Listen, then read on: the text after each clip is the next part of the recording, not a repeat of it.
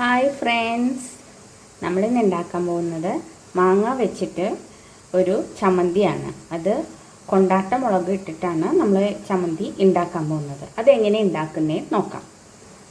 അതിന് മെയിനായിട്ട് വേണ്ടത് നമുക്ക് മാങ്ങയാണ്.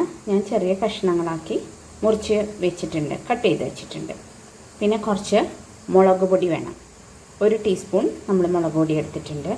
പിന്നെ നമുക്ക് വേണ്ടത് കൊണ്ടാട്ട മുളക്, അതായത് തൈര് മുളക് എന്ന് പറയും.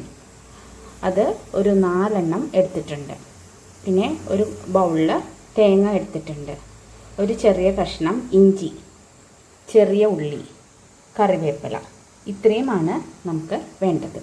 ആദ്യം നമുക്ക് ഈ കൊണ്ടാട്ട മുളകും കറിവേപ്പില ഒന്ന് എണ്ണയിലിട്ട് ഫ്രൈ ചെയ്തെടുക്കാം. കുറച്ച് വെളിച്ചെണ്ണ ഒഴിച്ച് അതിലേക്ക് കൊണ്ടാട്ട മുളക്, അതായത് കേർഡിൻ്റെ ചില്ലി, തൈര് മുളക് ഇട്ടിട്ടുണ്ട്. കുറച്ച് വേപ്പിലയിട്ട് ഇത് നല്ലോണം ഒന്ന് ജസ്റ്റ് ഒന്ന് ഫ്രൈ ചെയ്തെടുക്കാം.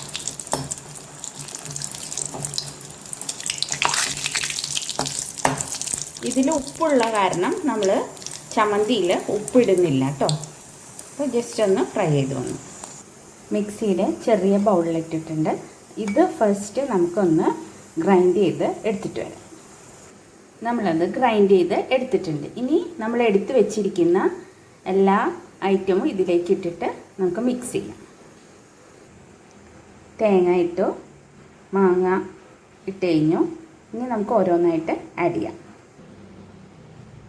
ഉള്ളി ആഡ് ചെയ്തു, ഇഞ്ചി ആഡ് ചെയ്തിട്ടുണ്ട്, കറിവേപ്പില, കുറച്ച് മുളക് പൊടി. ഇത് നമുക്കൊന്ന് ഗ്രൈൻഡ് ചെയ്ത് എടുത്തിട്ട് വരാം. അതായത് ചമ്മന്തിയുടെ രൂപത്തിൽ വേണം അടിച്ചെടുത്തിട്ട് വരാൻ, പേസ്റ്റ് ആക്കാൻ പാടില്ല. നമ്മുടെ ചമ്മന്തി നല്ലോണം അരച്ചെടുത്തുകൊണ്ട് വന്നിട്ടുണ്ട്. അതായത് വിപ്പ് ചെയ്തെടുക്കണം. ഇങ്ങനെ വേണം വരാനായിട്ട്, പേസ്റ്റ് ആകരുത് കേട്ടോ. അങ്ങനെ ആക്കിയെടുക്കണം. ഇനി നമുക്ക് സർവിങ് ബോളിലേക്ക് മാറ്റാം. നമ്മുടെ മാങ്ങ കൊണ്ടാട്ട മുളക് വെച്ചിട്ടുള്ള ചമ്മന്തി റെഡി ആയിട്ടുണ്ട്. ഇത് ചോറിൻ്റെ കൂടെയൊക്കെ കഴിക്കാനും കഞ്ഞിയുടെ കൂടെ കഴിക്കാനും ഒക്കെ നല്ല ടേസ്റ്റാണ്. എല്ലാവരും ഉണ്ടാക്കി നോക്കണം കേട്ടോ. ഇതിൽ ഉപ്പ് ഇടേണ്ട ആവശ്യമില്ല. എന്താണെന്ന് വെച്ചാൽ കൊണ്ടാട്ട മുളകിൽ, അതായത് തൈര് മുളകിൽ ഉപ്പുള്ളത് കൊണ്ടാണ് ഞാൻ ആഡ് ചെയ്തിട്ടില്ല. നിങ്ങൾ നോക്കിയിട്ട് ആഡ് ചെയ്താൽ മതി.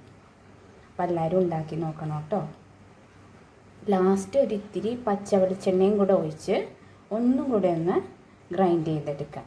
അപ്പോൾ ഒന്നും കൂടെ ടേസ്റ്റ് കൂടുതലായിരിക്കും. എല്ലാവരും ഉണ്ടാക്കി നോക്കിയിട്ട് അഭിപ്രായങ്ങളൊക്കെ പറയുക. Thank you.